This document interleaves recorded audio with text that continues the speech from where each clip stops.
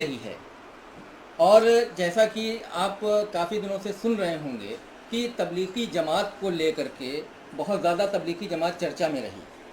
تبلیغی جماعت کو لے کر کے کچھ چیزیں سامنے آ رہی ہیں، آروپ پرتیاروپ لوگوں نے لگائے، اس کے بارے میں تھوڑا سا آپ کچھ روشنی ڈالیں۔ بسم اللہ الرحمن الرحیم۔ اس میں کوئی شک نہیں کہ کورونا وائرس ایک انٹرنیشنل پرابلم ہے، ساری دنیا کراہ رہی ہے، سپر پاور کو اپنی طاقت کمزور دکھ رہی ہے، ایک کیڑے پر قابو نہیں پایا جا رہا۔ عرب ہو، عجم ہو، امریکہ ہو، یورپ ہو، ایشیا ہو، آسٹریلیا ہو، کوئی ایسی جگہ نہیں ہے جہاں اس کا پرکوپ نہ ہو، اس کا حملہ نہ ہو۔ اس خطرناک چیلنج کو ہمیں مل جل کر کے قبول کرنا چاہیے تھا۔ یہ کورونا وائرس ہے کیا، اس کے بچنے کی صورتیں کیا ہیں، اس کا علاج کیا ہے، اس پر قابو کیسے پایا جائے۔ ہمارا میڈیا ان سوالوں کے جواب سے زیادہ اس بات میں دلچسپی رکھتا ہے کورونا پھیلا کیسے، پھیلانے والے کون ہیں، کن کی وجہ سے تعداد بڑھ گئی، کون لوگ اس کے ذمہ دار ہیں۔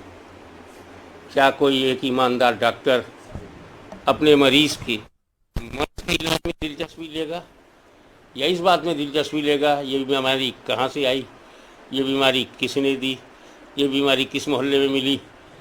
اس میں کوئی بھی ایماندار ڈاکٹر دلچسپی نہیں لے گا۔ میڈیا کو چاہیے کہ کس نے پھیلایا اس پر دھیان دینے کے بجائے کتنا پھیلا ہے اس پر دھیان دیں، کیونکہ سنگٹھن اور بھارت کا ماحول اندھ وشواس کی آندھیاں یہاں چلتی ہیں۔ تبلیغی جماعت اتنا کہہ دینا کافی ہے کہ مٹھی بھر پڑھے لکھے لوگوں کی یہ جاہلوں کی جماعت ہے۔ اسے جو چلاتے ہیں وہ تو سب سمجھتے ہیں، لیکن یہ بیچارے دیہاتوں کے، قصبوں کے، شہروں کے رہنے والے، جن کے بارے میں یہ بھی کہا جاتا ہے کہ یہ زمین کے نیچے اور آسمان کے اوپر کی باتیں کرتے ہیں، تو ظاہر ہے ایسی تحت السرائی و ما فوق السما جماعت ہمارے کس کام کی۔ مسئلہ یہ نہیں ہے کہ 50,000 دلی میں یو پی بہار والے جمع ہو گئے، اس سے کتنا پھیلا۔ سوال یہ نہیں ہے کہ کسی بھی عبادت گاہ میں لوگوں کے آنے جانے سے کتنا پھیلا، سوال یہ نہیں ہے۔ للہ ہندوستان کی سالمیت، رکشا و سرکشا اب اسی بات میں ہے کہ ہم ہندوستان کو کورونا سے پاک کریں، کورونا کو بھگائیں۔ یہ تب ہوگا جب ہم ساری دنیا کو بھی دیکھیں کہ دنیا کیا کر رہی ہے۔ مذہبی نقطۂ نظر سے کورونا کو نہ امریکہ میں دیکھا جا رہا ہے، نہ یورپ میں دیکھا جا رہا ہے، نہ افریقہ میں۔ خدا جانے وہ کون سی دلچسپیاں ہیں لوگوں کی کہ کورونا کو بھی مذہبی اینک سے دیکھ رہے ہیں۔ بند کرنا، یہ سلسلہ بند ہونا چاہیے۔ اب اس کا جو مجبوری جو ہے، اس میں جو ہماری مجبوری ہے وہ یہ کہ ہمارے پاس اس کی دوا نہیں ہے، تو اب ہمارا علاج تو کچھ نہیں، صرف تدبیر ہمارے ہاتھ میں ہے کہ دوا نہ ہو تو دوری بناؤ، دوری بناؤ، رابطہ ہی نہ رکھو۔ کیا اسلام نے آپ کو نہیں کہا تھا کہ خطرناک چیزوں سے رابطہ نہ رکھا کرو؟ کیا اسلام نے آپ کو یہ ذہن نہیں دیا تھا کہ غلط چیزوں سے رابطہ نہ رکھو؟ اب اگر ہم نے بھلا دیا تو کورونا ہمیں پھر یاد دلا رہا ہے، ہم سے رابطہ نہ رکھو، دوری بناؤ۔ اسی کو سوشل ڈسٹینسنگ کہتے ہیں، ڈسٹینس بنانا۔ دوری بنانا. دوسری بات، ہماری مذہبی زندگی اور کورونا کے اپنے تقاضے. اس میں ہمارا فرض بنتا ہے، عوام کا بنتا ہے، ہندوستانیوں کا. وہ گھر میں ہیں تو باہر نہ نکلیں، باہر نکلیں تو ان تمام تدبیروں کے ساتھ نکلیں جس کو WHO نے بتایا ہے، حکومت نے بتایا ہے، وزارت داخلہ نے بتایا ہے، ہمارے میڈیکل اتھارٹیز نے بتایا ہے. پر حکومت کو کیا کرنا چاہیے؟ عوام پہ، عوام کی خامیوں پر، عوام کی بھوک پر. کل باندرا میں لوگ جمع ہو گئے، اس کو بہانہ بنا کر کے، یا چند مسجدوں سے کچھ پازیٹیو نکلے اس کو بنیاد بنا کر کے. نہیں، ایک ذمہ دار حکومت کا یہ طریقہ کار نہیں ہوتا، بلکہ ہمیں بچنا ہے اور حکومت کو ہر حال میں ٹیسٹنگ کے ذریعے یہ جانکاری لینا ہے کہ کون متاثر ہے، کون متاثر نہیں ہے. الحمدللہ ہندوستان کو اگر آپ دوسرے ملکوں سے کمپیئر کریں تو کورونا کے بیمار مریض اس وائرس کے گرفت میں آنے والی ان کے مقابلے میں کم ہیں. ہم آسانی سے سروائیو کر سکتے ہیں. لیکن جہاں اللہ کے کرم سے اور ہندوستان کی آغوش میں آرام فرمانے والے اللہ والوں کی کرم سے ہندوستان امریکہ کی طرح تباہی کے راستے پر نہیں ہے، مگر اسی طرح ٹیسٹنگ میں دنیا میں سب سے کم ہندوستان ہے. ہم کم ہی جان پائیں گے کہ کس کو کورونا ہے اور کس کو کورونا نہیں ہے، کیونکہ جاننے کا ملک کے پاس صرف ایک ہی طریقہ ہے کہ اس کے پاس ٹیسٹنگ 130 کروڑ میں آبادی والے ملک میں 1 لاکھ 2 لاکھ 10 لاکھ 1 کروڑ ٹیسٹنگ سے بھی کام نہیں چلے گا، جب تک کہ ابھی ہم 1 کروڑ کی ٹیسٹنگ تک تو ہمارا سپنا ہی بنا ہوا ہے. اب آئیے، اس کا فائدہ بھی ہے. دنیاوی نقطۂ نظر سے بات کر رہا ہوں. پہلا تو فائدہ سوشل ڈسٹنگ سے پہلا فائدہ یہ ہے کہ اب ہمارے بچے باہر جا کر کے جنک فوڈ نہیں کھائیں گے، سافٹ ڈرنک کے نام پر زہریلا لکوڈ نہیں پئیں گے. اکنامی بچے گی. آپ گھر میں ہیں، کار نہیں چلائیں گے، پیٹرول بچے گا. آپ ایک دوسرے سے ملتے نہیں ہیں، بیک بائٹنگ ختم ہوگی. یہ بری عادت غیبت کرنے کی وہ ختم ہوگی. اس کے علاوہ جو لوگ کاروبار میں دین کو پھیلانے کے سلسلے میں باہر رہا کرتے تھے، ان کو موقع ملا ہے کہ وہ اپنے گھر میں اپنا فرض ادا کریں، والدین کے قدموں میں اپنی آخرت بنائیں، بچوں کی پرورش کر کے انہیں بہتر ناگرک بنائیں، بیوی کی حقوق کی ادائیگی میں کوئی کوتاہی نہ ہو. یہ جو ہماری سماجی زندگی کا انقلاب ہے کہ ہر ایک کو اس کا حق مل رہا ہے، ماں باپ کو بھی مل رہا ہے. یہ ٹائم ہی تو تھا جو ہم دے نہیں پاتے تھے، اور یہ کورونا ہی ہے جس نے ہمیں مجبور کیا، محصور کیا، قید کیا، فیملی میں محدود کر دیا. اب فیملی کے تعلق سے جو اسلام چاہتا تھا وہ آپ کر رہے ہیں. اس طرح سے یہ بھی کہا جا سکتا ہے کہ اس تکلیف دہ اور خطرناک بیماری نے اسلام کی افادیت پر مہر بھی لگائی. اب آئیے عبادات کے سلسلے میں بڑی موٹی بات ہے اسلام میں. دین و یسر. اسلام کی خوبی یہ ہے کہ یہ آسان ہے، اور دوسری خوبی یہ ہے کہ یہ لیٹسٹ ہے. اور ہر لیٹسٹ کی یہ خوبی ہوتی ہے کہ جو اولڈ ماڈل میں باتیں ہوتی ہیں وہ تو سب اس میں ہوتی ہی ہیں، مگر کچھ میں زمانے کے تقاضے سے کچھ نئی باتیں ہوتی ہیں جو پرانے ماڈل میں نہیں ملتی. اور آخری خوبی یہ ہے کہ اسلام نام ہے شانتی کا، سلامتی کا، اور اصطلاحاً اس کا مطلب ہے total surrender to Allah Almighty. اللہ کے سامنے संपूर्ण समर्पण, ये इस्लाम है। कमाल सुपुर्दगी बारगाह किबरिया में, ये इस्लाम है।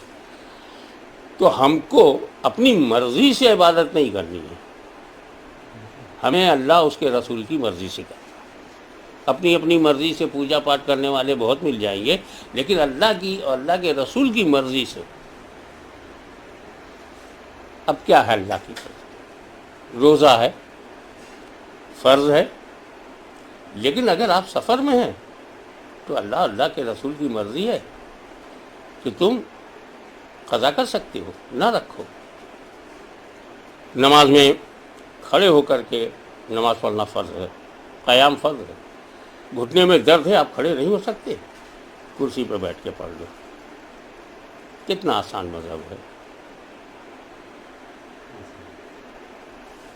तरावी है, जमात है, मिलती है तो जमात में पढ़ो, नहीं मिलती है तो कोई बात नहीं। यहाँ तक कि अगर पानी न मिले, वज़ू न कर सको तो घबराओ मत, वज़ू के लिए ज़िद मत करो, तयम्मुम कर लो। हमें ये ज़िद नहीं करना है कि हम मस्जिद ही में जाएंगे, चाहे कोरोना जैसी वबाई बीमारी फैले, हमारा पड़ोस हलाक हो, हमारा मुल्क हलाक हो, इंसान हलाक हो। हम तो ज़िद करते हैं जब किसी बात के लिए। इस्लाम में ज़िद नहीं है, बल्कि जैसे जैसे मजबूरी बढ़ती जाती है वैसे वैसे इस्लाम तुम्हें सहूलतें देना शुरू कर देता है। हम जब चाहते थे, जहाँ चाहते थे ज़कात दे देते थे, फ्री माहौल था, खुले आसमान के नीचे, फैली ज़मीन के ऊपर। लेकिन आज जब हम महदूद हैं, महसूर हैं, तो क्यों ना हम इस मौके पर अपने पड़ोसियों को ध्यान दें, उनमें जो मुस्तहिक है, उनकी गुर्बत, उनकी ज़रूरत, उनका ख्याल। ऐसे ही रोज़ा है, इंडिविजुअल है। आप अभी से दोपहर का खाना खाना बंद कर दीजिए, वो खाना पड़ोस में भेज दीजिए, क्योंकि आगे रमज़ान में आपको यही करना है। ना आप सुबह का नाश्ता करेंगे रमज़ान में, ना दोपहर का खाना खाएंगे। तो अभी से क्यों नहीं शुरू हो जाते कि नाश्ता भी पड़ोस में भेज दीजिए और दोपहर का खाना भी पड़ोस में भेज दीजिए, और आपकी मस्त शुरू हो गई कि अब हम मगरिब बाद ही खाना खाएंगे, 24 घंटे में एक ही बार खाएंगे। इस तरह से ज़रूरतमंद की ज़रूरत पूरी हो रही है। आपका मोहल्ले में इत्तेहाद पैदा हो रहा है, एक दूसरे के ताल्लुक़ से मोहब्बत पैदा हो रही है, ब्रदरहुड पैदा हो रही है, भाईचारा पैदा हो रहा है। मेरा कहने का मतलब सिर्फ ये है कि आप ज़िद क्यों करते हैं कि हम तरावी जमात से पढ़ेंगे। मैंने अपनी आंखों से देखा है कि मस्जिद नबवी में तरावी की नमाज़ हो रही है और लोग शॉपिंग कर रहे हैं। वहाँ की हुकूमत ने कभी भी उन मुसलमानों से नहीं कहा कि तरावी की जमात हो रही है, तुम बाज़ार में कैसे ख़रीदारी कर रहे हो। तो जब सऊदिया अरबिया आपका क़िबला काबा है, तो उसको भी ध्यान में रख करके आप ये कह सकते हैं कि भाई हम तरावी बाजमात नहीं पढ़ेंगे। अब आता है मसला कुरान शरीफ के पढ़ने का। तरावी में कुरान शरीफ पढ़ना है ही नहीं। तरावी तो सिर्फ 20 रकत को उसी तरह पढ़ लीजिए जैसे आप ज़ोहर की 12 रकत पढ़ लेते हैं, असर की 4 या 8 पढ़ लेते हैं, ऐसे ही उसको 20 पढ़ना है। इंडिविजुअल पढ़ना है, जमात से भी पढ़ सकते हैं, सुन्नत मुअक्कदा है, लेकिन उसमें पूरा कुरान सुनना तरावी का हिस्सा ही नहीं है। फिर आपकी ज़िद हम पूरा कुरान इसी तरावी में। तो साहब, फजर बाद कुरान पढ़ने से किसी ने रोका है? खाली वक्तों में कुरान की तलावत से किसी ने रोका है? इस वायरस के ज़माने में तो आपके पास वक्त ही वक्त है कि पूरा कुरान एक हफ्ते में ख़त्म कर लीजिए। कुरान पढ़ना और सुनना एक अलग अमल है, और 20 रकत तरावी को बाजमात पढ़ सके तो बाजमात, वरना छतों पे भी जाने की ज़रूरत नहीं है। औरत अलग, मर्द अलग, सारे आकिल व बालिग अलग अलग नमाज़ पढ़ सकते हैं, क्योंकि हमें इस कोरोना के अजाब से बचने के लिए डिस्टेंस भी ज़रूरी है। अब धीरे धीरे डिस्टेंस बढ़ रहा है। पहले 1 फीट था, 3 फीट हुआ है, अब 6 फीट है, अभी 12 फीट तक की तहकीकात आ रही। لا تلقوا بأیدیکم الی التہلکہ، اللہ تعالیٰ ارشاد فرماتا ہے اپنے ہاتھوں کو ہلاکت کی طرف مت لے جاؤ۔ حضرت یہ 21 دن کے لاک ڈاؤن کے بعد مودی جی نے 19 دن کا لاک ڈاؤن اور بڑھا دیا ہے، جو مزدور طبقہ ہے تو وہ بھوکمری کی کگار پہ پہنچ رہا ہے۔ اگر اسی طریقے سے لاک ڈاؤن بڑھتا رہا تو ایسا نہ ہو کہ کورونا سے زیادہ موتیں بھوک سے ہو جائیں، اس کے لیے آپ گورنمنٹ سے کیا اپیل کرنا چاہیں گے؟ کہ دیکھیے اس میں دو حصے ہیں آپ کے سوال میں۔ ایک ہی حصہ یہ ہے کہ یہ لاک ڈاؤن بڑھتا جا رہا ہے، یہ حکومت کے ہاتھ ہی میں نہیں ہے کہ لاک ڈاؤن کو کم کر سکے یا ختم کر سکے۔ لیکن دوسرا حصہ کہ جو لاک ڈاؤن سے بے روزگار ہو گئے ہیں، مجبور ہو گئے، بے گھر ہو گئے ہیں، دانہ پانی نہیں مل رہا ہے، وہ حصہ حکومت میں ہے، اس کے فرائض میں ہے کہ وہ ایک ایسا انتظام کرے، ایسے اور سوشل سروسز ہوں۔ انگلینڈ میں ہر بے روزگار کے گھر ویکلی پیسہ پہنچ جاتا ہے، کیونکہ وہاں ڈسٹریبیوشن بے ایمانوں سے نہیں ہو رہا ہے، ہمارے یہاں ڈسٹریبیوشن بے ایمانی سے ہو رہا ہے۔ اگر دلی سے، جیسا کہ وہ مجھے یاد پڑتا ہے کہ راجیو جی نے کہا تھا کہ ہم 1 روپیہ بھیجتے ہیں تو 10 پیسہ پہنچتا ہے، ابھی تو صورتحال یہ ہے کہ 1 روپیہ اگر دلی سے چلے گا تو 1 پیسہ بھی نہیں پہنچے گا اس کے ہاتھ میں، اکاؤنٹ میں بھی پہنچ جاتا ہے تو اکاؤنٹ سے بھی ہاتھ میں نہیں آ رہا ہے، لائن کی لائن لگتی ہے، 1 کلومیٹر کی لائن لگتی، 500 روپیہ آیا ہے، 500 روپیہ آیا ہے۔ میرے کہنے کا مطلب کہ ایک ہے کورونا کا اٹیک اور اس کے لیے تدبیریں، اس کے لیے لاک ڈاؤن کو لمبا کرنا، اور لمبا ہو تو اور لمبا کرنا، یہ ایک پارٹ ہے جو کورونا وائرس کی وجہ سے ہے۔ لیکن دوسرا جو انتظام ہے، حکومت ہے، ستہ دھاری ہیں، جن کی ذمہ داری ہے کہ 135 کروڑ میں کوئی بھوکا نہ سوئے، کوئی بھوک سے تڑپے نہیں، کوئی عورت مرد بچہ بھوک اور دودھ سے محروم نہ ہو، یہ حکومت کی ذمہ داری ہے۔ لیکن جب ایمانداری سے آپ دیکھیں اعلان ہوا، کچھ اعلان ہوا کہ ہم کیسے گھر پہنچا دیں گے پیسے، کیسے ہم گھر پہنچا دیں گے چاول داول، کیسے ہم گھر پہنچا دیں گے سبزیاں، کوئی اعلان نہیں ہے۔ تو آپ کے سوال کا 2 حصہ ہے، ایک کا تعلق انتظامیہ سے ہے اور ایک کا تعلق کورونا سے ہے۔ کورونا کو ہرانے کے لیے ہمیں چاہے جتنا لمبا لاک ڈاؤن کرنا پڑے ہم کریں گے، اسے ہر حال میں ہرانا ہے، دیش بچانا ہے۔ لیکن غریب بھوکا نہ سوئے، یہ ذمہ داری اوپر اگر یوگی جی کی، اوپر اگر مودی جی کی ہے تو نیچے یوگی جی کی، اور ان سے بھی زیادہ ذمہ داری ان افسران کی ہے، اس لال فیتا شاہی کی ہے، اس بھرشٹ سسٹم کی ہے، جو شاید کہیں ایسا نہ ہو کہ ہماری یہ مجبوری لاک ڈاؤن بڑھانے کی، ہماری یہ مجبوری کہیں ایسا نہ ہو کہ دیش میں انارکی پھیل جائے اور غریب لوگ گھر میں مرنے کے بجائے سڑکوں پہ مرنے کے لیے آ جائے، خدا نہ کرے کہ ایسا ہو۔ حضرت جیسا کہ آپ بتا رہے ہیں کہ ٹھیک ہے، کورونا کو لے کر کے لاک ڈاؤن جتنا بڑھایا جائے اچھی بات ہے، جب تک کورونا جڑ سے ختم نہیں ہو جائے تب تک اس لاک ڈاؤن کو بڑھتے رہنا چاہیے۔ لیکن بہت سی عوام ایسی ہے جو باہر پھنسی ہوئی ہے۔ ایک بات کریں تو ایک 3 سال کی بچی کو چھوڑ کر کے ایک ماں صرف فلائٹ سے ممبئی ایک مٹی میں گئی تھی کہ ہم لوٹ آئیں گے، لیکن لاک ڈاؤن ہو جاتا ہے اور آج تک وہ وہیں ہے، 21 دن سے زیادہ ہو چکے ہیں، وہ 3 سال کی بچی یہاں پر جس طرح رہ رہی ہوگی آپ سمجھ سکتے ہیں۔ تو کچھ سرکار کو اس طرح کی ویوستھا بھی کرنی چاہیے کہ جو لوگ پھنسے ہیں ان کو سوشل ڈسٹینسنگ رکھتے ہوئے ٹرینوں کے اندر ایک ڈبے میں کتنے لوگ جا سکتے ہیں، اس طرح سے کچھ سویدھائیں دے کر کے لوگوں کو اپنے گھروں تک بھی پہنچانے کی سویدھا کرنی چاہیے۔ آج جو حالات ہیں اس کے بطن سے یہ سوال پیدا ہو رہا ہے۔ مجھ کو جو لگتا ہے چوک کہاں سے شروع ہوتی، فروری میں امریکی صدر کے سواگت کا ایک نشہ تھا ہمارے، اور ہم نے اس بات کو نظر انداز کر دیا کہ جس شخصیت کا ہم फरवरी में इस्तकबाल कर रहे हैं, वही शख्सियत अप्रैल में रोती हुई नजर आएगी। ये हम भूल गए। जैसे ही हम मेहमान से फारिग हुए थे 29 फरवरी, उसी वक्त 1 मार्च को सारे एयरपोर्ट को सीज न करना हमारी पहली गलती है। अगर हम 1 मार्च को सारा एयरपोर्ट अपनी तरफ से सीज कर देते तो 1 अप्रैल से लेकर 15 अप्रैल तक जो बाहर से लोग आए एक भी ना आ पाता, दिल्ली में इज्तिमा भी ना होता, मलेशिया इंडोनेशिया से लोग भी ना आते।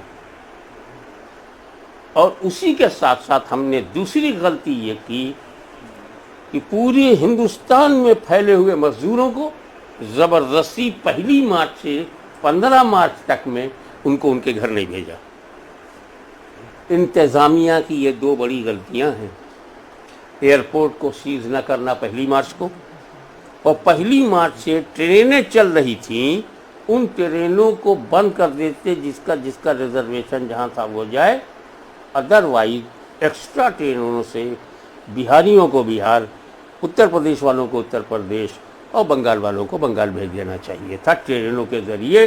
तो जब 15 मार्च आता तो हमारे मुल्क में कोरोना का नामो निशान भी ना होता।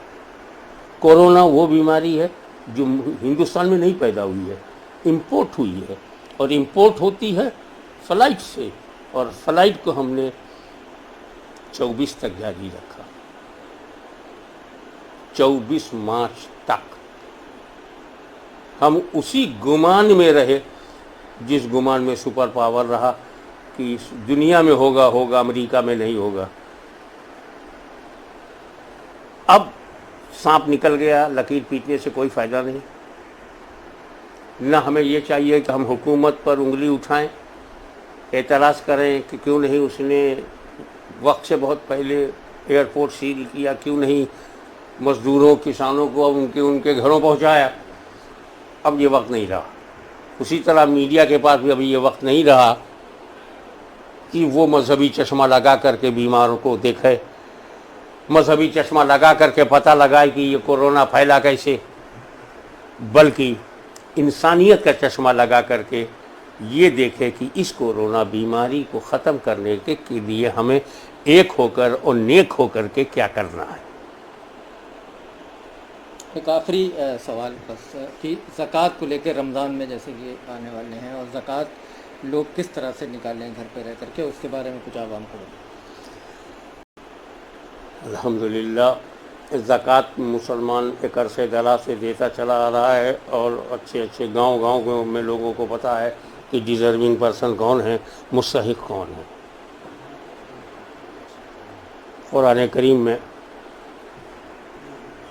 उन तमाम लोगों को नामज़द कर दिया गया है जो ज़कात के हक़दार हैं।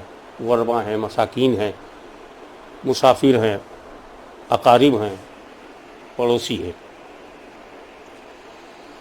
वो मसला बताने की ज़रूरत नहीं है कि ज़कात किसको देना है, सब जानते हैं। बताने की ज़रूरत यह है कि जब तुम घर से बाहर निकल नहीं सकते तो कैसे ज़कात दो। मसला ये है कि जब हमारा राबता टूटा हुआ है तो ज़कात कैसे दो। जो झोला और रसीद लेकर के हमारे घरों में आ जाते थे, अब वो नहीं आ सकते तो ज़कात कैसे दो। मदरसे वाले, इदारे वाले, तंजीमों के लोग आते थे और हम उन्हें देते थे, वो नहीं आ सकते, हम नहीं जा सकते तो दे कैसे। सवाल ये है। इस सिलसिले में मैं बता चुका हूँ और आपको भी बताता हूँ। मैं दौरान मुतालिया मैंने सही बुखारी की हदीस जो हज़रत आयशा सिद्दीक़ा तय्यबा ताहिरा से मरवी है कि हुजूर सल्लल्लाहु ताला अलैहि वसल्लम ने फरमाया, आयशा मेरे पास जिब्रील आए और उन्होंने पड़ोसी की ऐसी वसीयतें की, पड़ोसी के बारे में ऐसी नसीहतें की, ऐसी बातें बताईं कि मुझे अंदेशा हुआ कि कहीं पड़ोसी को वारिस न बना दिया जाए। کیا حسن ہے اسلام کا، کیا زبردست نظریہ ہے اسلام کا. کہیں پڑوسی کو وارث نہ بنا دیا جائے. یہ صحیح بخاری. یہ لاک ڈاؤن ہم کو خانقاہوں سے دور رکھتا ہے، مدرسے سے دور رکھتا ہے، تنظیموں سے دور رکھتا ہے، لیکن یہ پڑوسیوں سے دور نہیں کر سکتا. یہ جو ہم پھٹ کر بانٹ دیا کرتے تھے، کیوں نہ اجتماعی طور پر یہ سمجھتے ہوئے کہ پڑوسی وارث نہیں ہے لیکن وارث کی طرح ہے.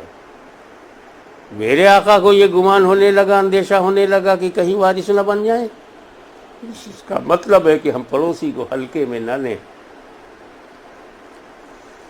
ہمارے 2 پڑوسی ہیں، اپنی زکوٰۃ 2 حصوں میں بانٹ دو. 5 ہے 5 حصوں میں بانٹ دو. پڑوسیوں کو دے دینے میں لاک ڈاؤن بھی نہیں ٹوٹے گا، سوشل ڈسٹینسنگ بھی برقرار رہے گی، سوشل دوری بھی برقرار رہے گی، اور جو زکوٰۃ دینا فرض ہے اس کی ادائیگی بھی ہو جائے گی. اور حضور صلی اللہ علیہ وسلم نے جو پڑوسی کی حیثیت عرفی بتائی ہے اس نیت سے دیں گے تو پھر تو ہماری نیت بھی حسن ہے، زکوٰۃ دینا بھی فرض ہے، اور حضور صلی اللہ تعالیٰ علیہ وسلم کی منشا کے مطابق دینے کی نیت سے نور علی نور ہے. تو مسئلہ مختصر یہ ہے کہ آپ اپنے جیسے محدود ہوئے ہیں تقسیم زکوٰۃ کو بھی ایسا کریں کہ اس میں لاک ڈاؤن ٹوٹنے لگے.